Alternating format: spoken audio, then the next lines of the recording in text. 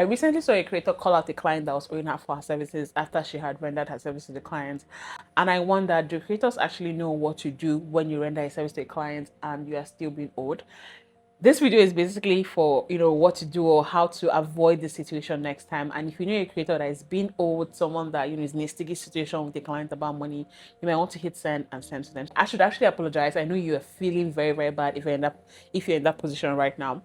But one of the things you have to do so it does not happen again is to review, how did you get here? Did you have an agreement in place? Did you clearly state what you're doing?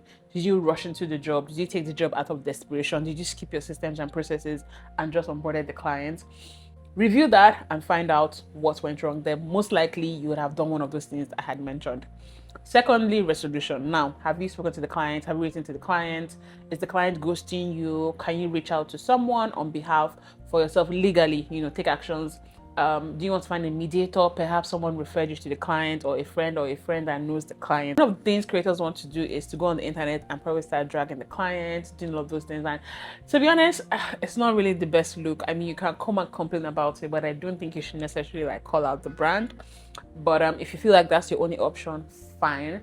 But I would say don't do it. Then you're going to have to start reviewing and reassessing how you actually handle clients' money, especially in your business. So one, what are your standard procedures? For example, I'm an agency, we prefer 100% upfront payment, but it's fine. We know that some clients don't want that. So yes, we do 70-30. It is a must. There's no 50-50. There's no start and I'll pay you later. Money for hand, back for ground has that saying. If you don't pay us, we're not starting. 2, have your terms and policies clearly stated. Get a contract. If you can't get a contract, I think you should just use your invoice. Use your invoice to state your terms and policies, and by paying that, it means that they automatically agree to that. One other thing you need to know how to do is that this is business. Nobody sets out to have this type of things going on, but unfortunately, you're just going to always meet, if you meet 10 good clients, you might meet 1 bad client, right? So how do you protect yourself? Keep your books. Honestly, I feel like if you're able to keep your books, it allows you to budget, it allows you to plan ahead.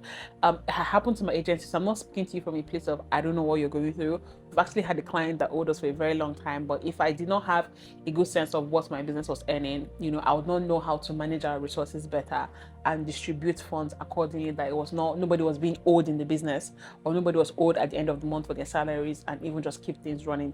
We've come to the end of this video, and I hope by now you have at least found one, if it's not just at least one, you've learned one thing out of this video when it comes to pricing or what to do when a client is owing you. Okay,